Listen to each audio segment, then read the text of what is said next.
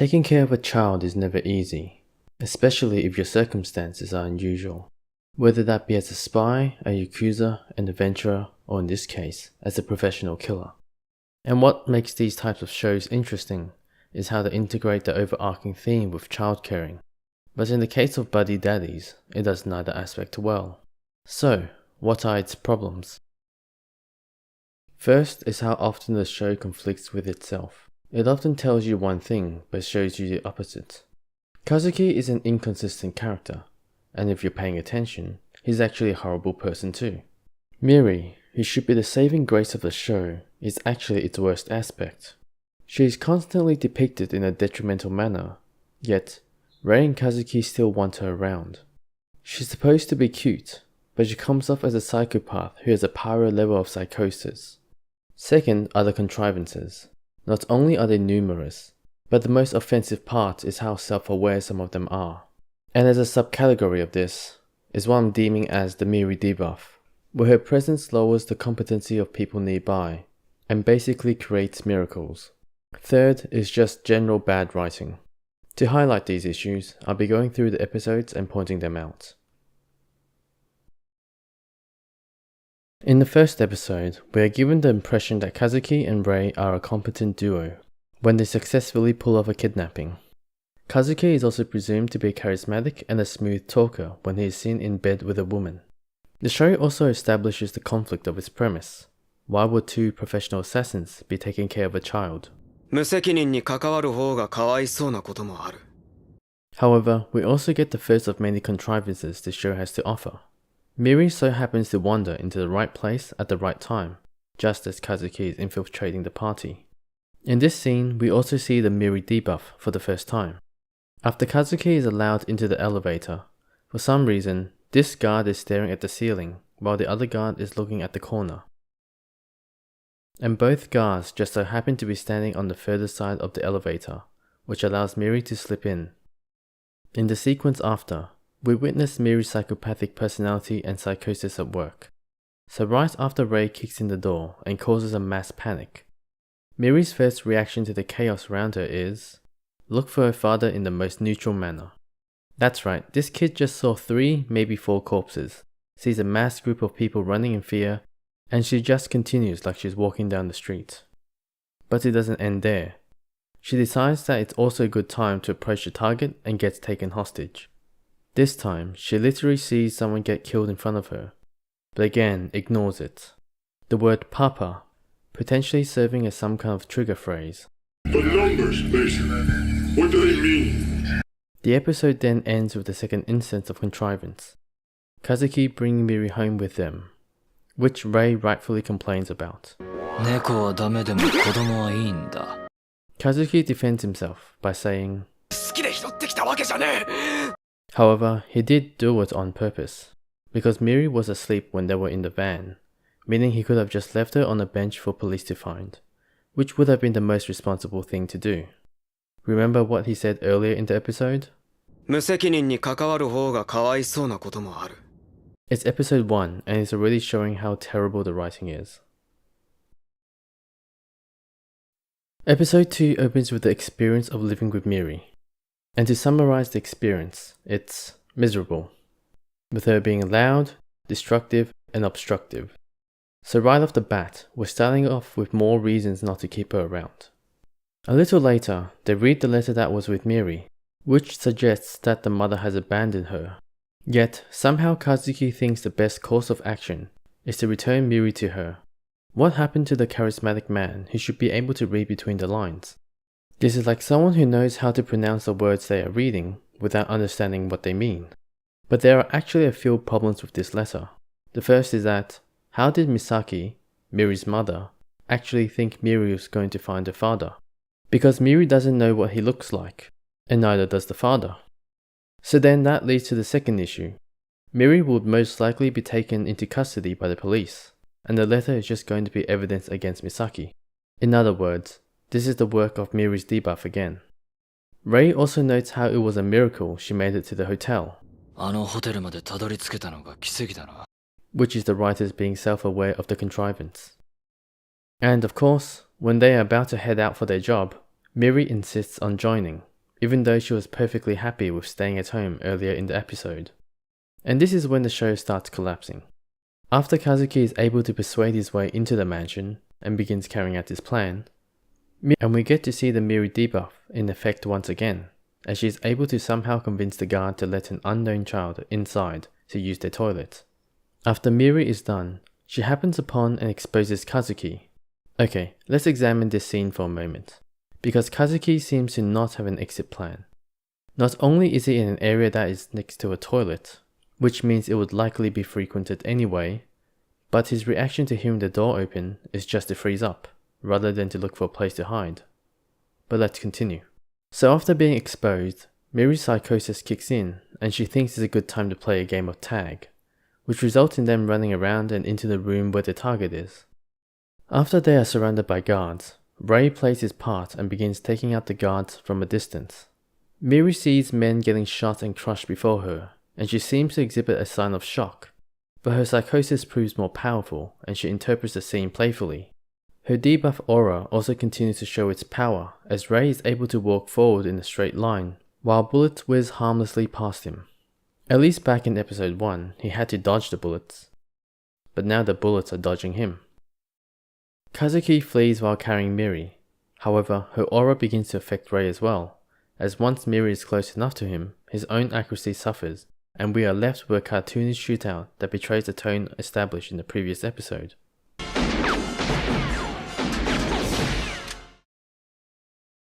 Episode 3 begins similarly to the previous episode, which is showing the terrible experience of living with Miri. She first assaults Ray, then interrupts Kazuki when he's eating, before we are once again reminded of why two professional killers raising a child doesn't work. As hinted in the last episode, Kazuki goes alone to meet with Misaki, Miri's mother. Meanwhile, Miri begins to annoy Ray in the car. At the bar, Kazuki initiates contact with Misaki, but gets interrupted when her boyfriend arrives. They get into a fight, and Kazuki wins, but is then slapped and berated by Misaki for hitting her boyfriend, which then becomes an invitation to have a conversation. This whole scene makes no sense. This is just bad writing. Misaki then starts explaining the experience of living with Miri.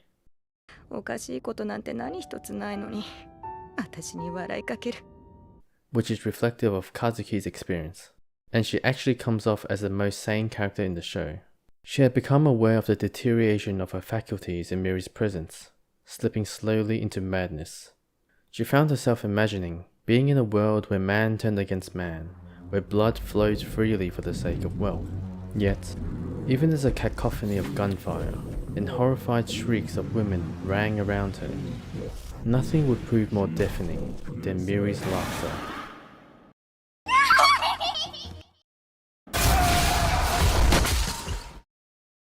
As I was saying, Misaki then lambasts Kazuki for his lofty ideals,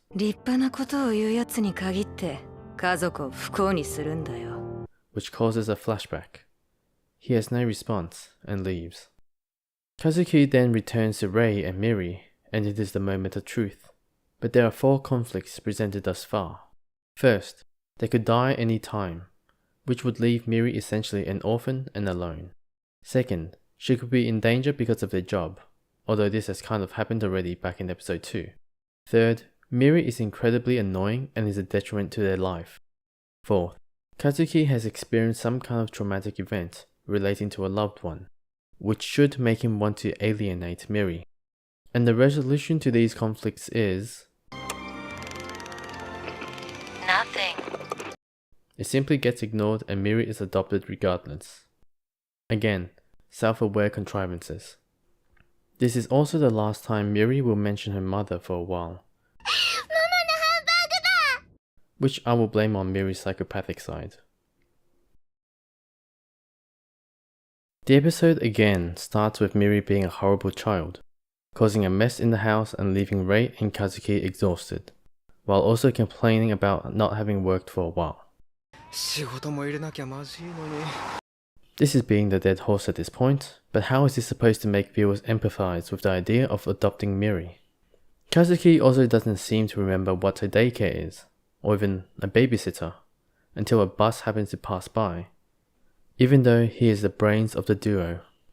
During the process of getting Miri into a daycare, Kazuki wants to give up because of all the paperwork, which Miri retaliates by assaulting Kazuki, and somehow that motivates him to continue instead of deciding that to be the breaking point and abandoning her. Talk about an abusive relationship. The first daycare interview they attend ends in failure, as, once again, Kazuki never seems to do any research despite his background. When they go shopping for Miri's daycare needs, Kazuki's first thought is luxury brands, which, again, conflicts with his background. This is something you'd expect from someone who grew up rich, not a professional assassin who grew up as an orphan. We are also confirmed that Kazuki and Rei haven't been taking jobs not because they were busy taking care of Miri, but because Miri literally cost them their jobs, by Kyutaro refusing to give them any. In other words, the premise of 2 professional assassins didn't even last a 3-episode rule.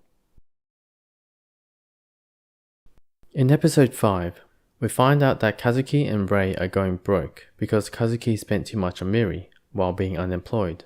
Although this is partially Kazuki's fault, this again makes the audience question why Kazuki adopted Miri. Kazuki is able to finally receive work from Kyutaro, but of course this is then followed up by the coincidence that the daycare is temporarily closing due to a virus, which then leaves Kazuki and Rei sleep deprived, as they can't work during the day when they are taking care of Miri. So again, why the adoption? Eventually, Kyutaro finds out about Miri and offers to look after her so Kazuki and Rei can finish their jobs. And remember when I said that Miri does not mention her mother for a while? Let's watch this scene play out. 知らない人たちと一緒にいたら、お家の人が心配しない？ミリ平気だよ。 So despite being previously shown that Miri does have fond memories of her mother, she seems to not give a damn about her.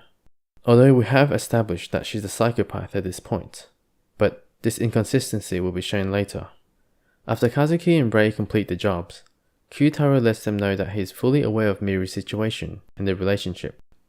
He makes pretty much the same arguments that Kazuki himself has made against keeping Miri. 子供を引き取って家族ごっこするなんて、世の中が認めちゃくれない。 And the resolution to the conflicts is the same back in episode 3. They're just ignored because it seems like Kyutaro is also suffering from the Miri debuff. So episode 6 is relatively normal and only has 2 issues. The first one is how bad Kazuki is at telling Miri.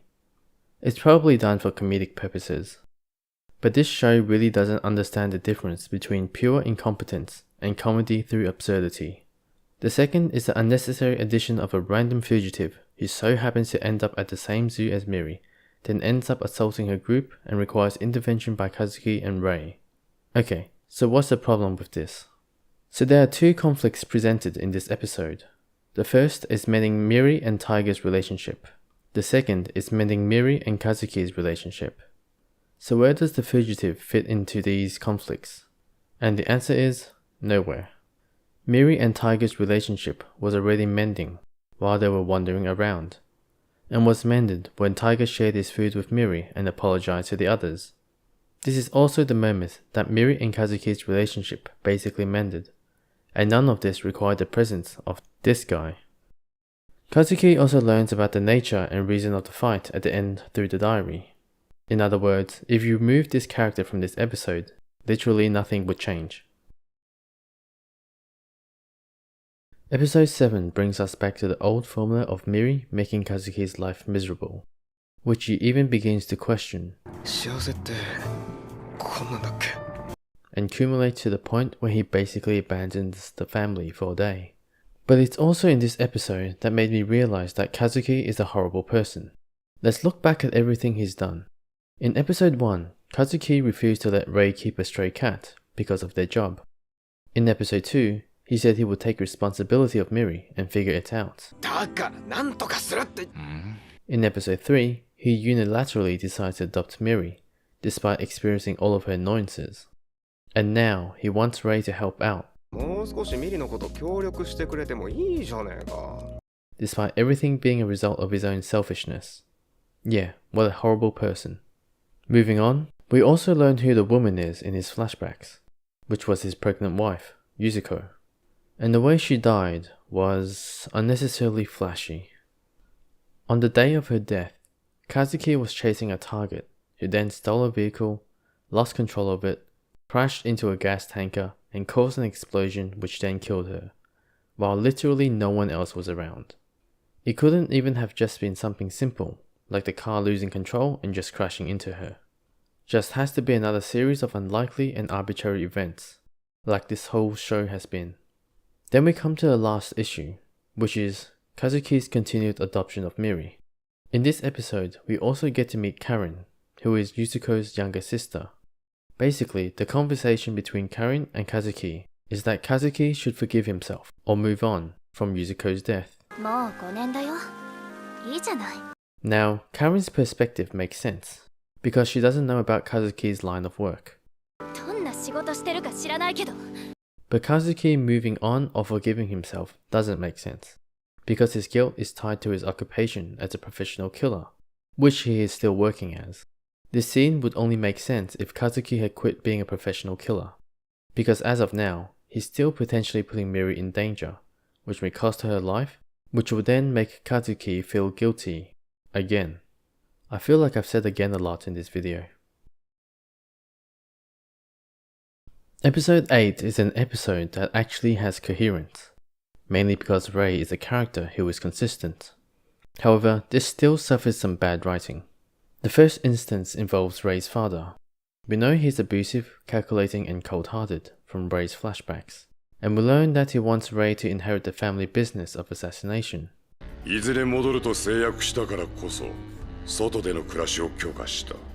But the question is, why would he let Rei live outside the family when he needs Rei to swear an oath to return?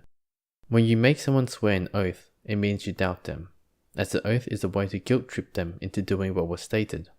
If Rei was already showing doubt about his life in the family, then letting him outside and seeing there are alternatives isn't going to help groom Rei into becoming the next successor. The second instance is the fight sequence.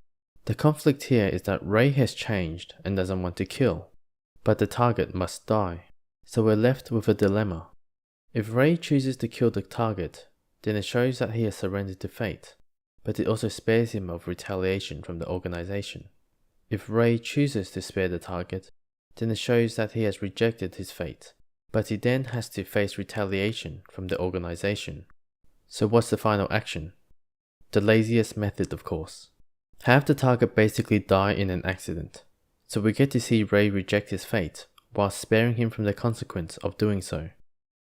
Oh, and Miri also mentions her mother in this episode.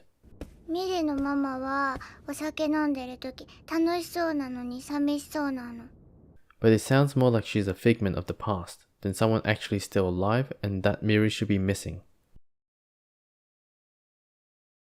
Episode 9 is more in line with what I would have expected this show to be, although the main issue is still that it's largely absent of its theme, which is how two assassins would train a child for a sports festival, although this has already been an issue from the start. So what I wanted to see more of was the way an assassin would tackle everyday tasks, similar to how Rei reserved the spot for the event, as it fits perfectly with the theme. The other issue is that Miri did not mention her mother in this episode, even though it was the perfect opportunity to create tension. Otherwise, this episode was fine, since Miri was not annoying for once. In the opening of episode 10, we learn that it's close to Christmas. In other words, Miri has spent nearly a whole year without her mother without issue. Miri also suddenly mentions her mother, which is obviously to foreshadow her coming back into Miri's life. So why does Misaki suddenly want Miri again? Well, because it seems like the Miri debuff is permanent, and her presence actually keeps it in check.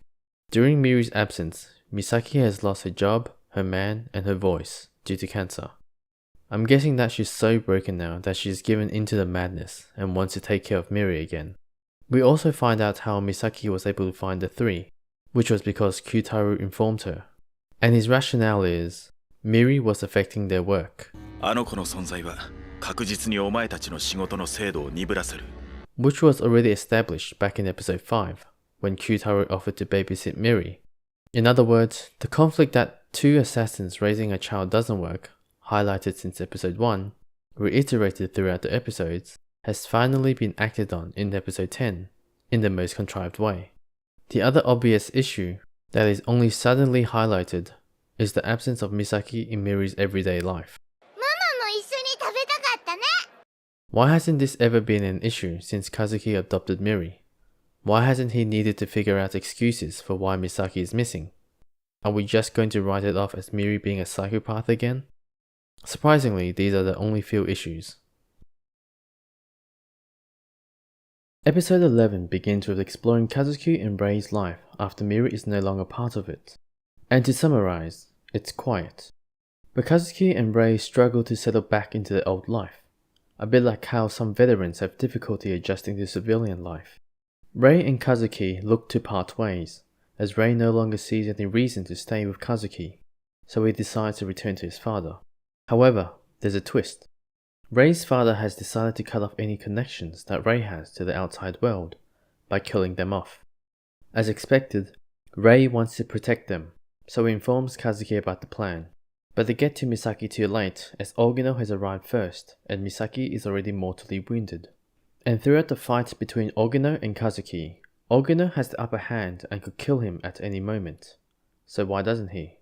Well, you should know the answer. The Miri debuff. Miri is sleeping next door, which causes Ogino's obsession with writing down someone's last words to be more important than actually completing the job. Kyutaro then arrives and pretends to be the police, which causes Ogino to flee, not before telling Kazuki to pass on Misaki's last words later. So now we actually get to see how Kazuki and Rei's profession have negatively affected someone's life, as Miri is fond of her mother. Remember in episode 7 I said that keeping Miri around risks Kazuki feeling guilty again? Well, here we are now. It is reasonable that Kazuki will feel guilty, but I'm sure that in the future our little psychopath will just shrug it off.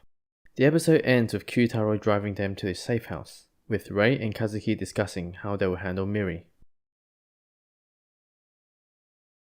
Episode 12 opens up with Miri assaulting Rei, which brings us back to the old formula of why do they insist on keeping Miri around? But the main question is, why are they back in their original home, given that just in the last episode they had to go hide at the safe house? Is the organization understaffed or something, that there is no one available to monitor their main home? They also bring Miri to the daycare, which the organization also knows about. The professional killing world is really carefree, isn't it? Anyway, the main crux of this episode is for Ogino to die, and for them to leave the organization and live with Miri. Rei initially wanted to talk things out, which of course wasn't going to happen, so they ended up shooting their way in. During their final confrontation with Ogino, we see that he's still insanely obsessed with last words, and has multiple opportunities to kill Kazuki and Rei, but ends up getting killed because no one escapes the Miri debuff. As previously mentioned, her debuff is permanent. Afterwards, Rei confronts his father, and basically gives a very strongly worded no, and leaves. The series ends with a grown-up Miri and with Rei and Kazuki owning a diner. However, we still didn't address the issue presented in the last episode, which was Misaki's death. It's probably because the writers ran out of time, but I like to believe that it's because Miri is a psychopath. Now that we've seen the problems play out in each episode, what are its overall issues, and can this show be fixed? The first problem is that this show can't establish an actual tone nor theme. The tone of violence is all over the place, from mild to cartoonish to serious. The first episode seems to establish the show as mildly violent, then the second episode as cartoonish, then in episode 8 it's serious. And as for the theme of two assassins, well, that idea is basically thrown out the window after episode 2. We never see them go on actual assassination jobs anymore, which would show the audience the conflict of raising Miri. So what's the purpose of the theme in the first place? Because there's no indication of the occupation in their daily lives. The second problem is what the show keeps doing. Tell one thing, show the opposite. The show keeps telling the audience that Kazuki and Rei's jobs are dangerous because of potential revenge. Yet, they can botch the first job and completely fail the second while facing no outside repercussions. Nobody comes after them, and we're never shown that they're wary about their surroundings. They always appear carefree while outside. Likewise, we're never really shown how two assassins would raise a child. It largely just feels like two teenage trust fund babies who suddenly became fathers. It's like they're assassins in name only. Kazuki is supposed to be a 28-year-old with at least 5 years as a professional assassin, yet he is often presented as naive and inexperienced, a lot like another character in the Pierce seasonal show, Finn Oldman from High Cards, except Finn is a 17-year-old orphan who pickpockets for a living. So how is it that their backgrounds can be so different, yet somehow feel like the same person? Similarly, there's the whole contention of Kazuki and Rei killing Miri's father, but that isn't actually a problem, because he has never been in her life, so there's no real conflict. But then there's the opposite problem, which is that they actually got Misaki killed, and yet that problem is just glossed over and never actually brought up and resolved. The third problem is that Miri doesn't have a life outside of Rei and Kazuki. In fact, she feels more like a pet than a person, because she doesn't get to spend time with other children outside of daycare. When we look at other shows that include children, we can see that they all have at least one friend they spend time with. Kana from Dragon Maid has Saikawa, and to an extent, Shota. Yaika from Kumicho has Sara and Kaede. Latina from Uchinoko has a group of children she plays with. As for Miri, we only get one episode where we see her spend time with her peers, and that's in episode 6, but it's still confined to daycare time. Also, Miri needs to actually be normal. She was thrown into deadly situations twice, and was unaffected. At this point, you could bring Miri to watch a firing squad kill a man, and she'd laugh at how the funny man has ketchup coming out of his body. Alright, enough with the problems, so what would be the fixes? First, I think the show should actually be more violent and scary, and there are two ways to approach this. The first is that Miri is never put in danger, and is never shown Kazuki and Rei's true identities of being professional killers, so she grows up innocently.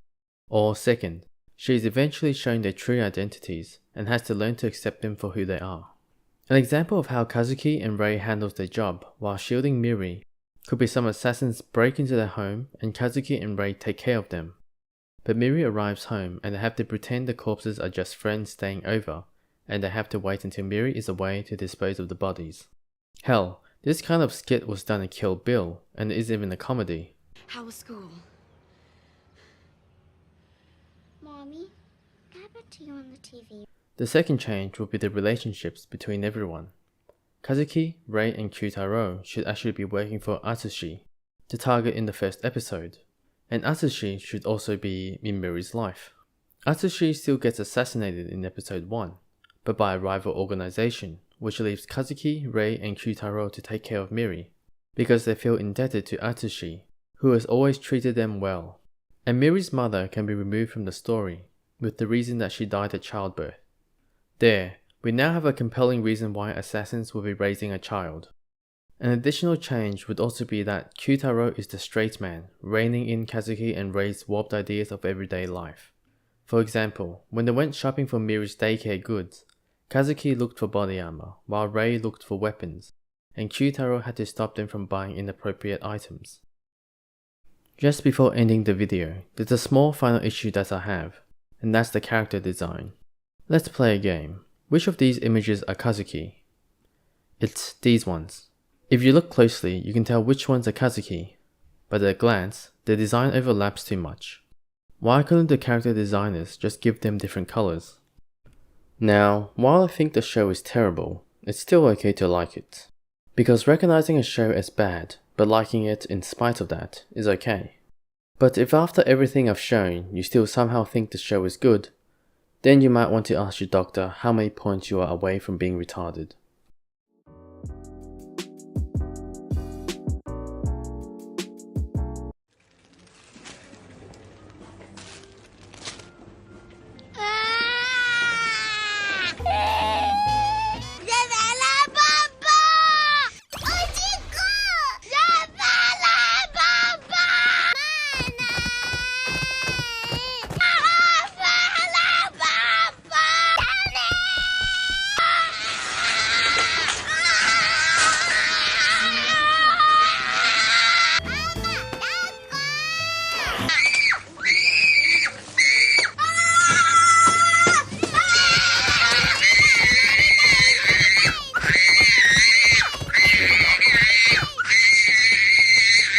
Zazu condoms. Fun, sexy, safe.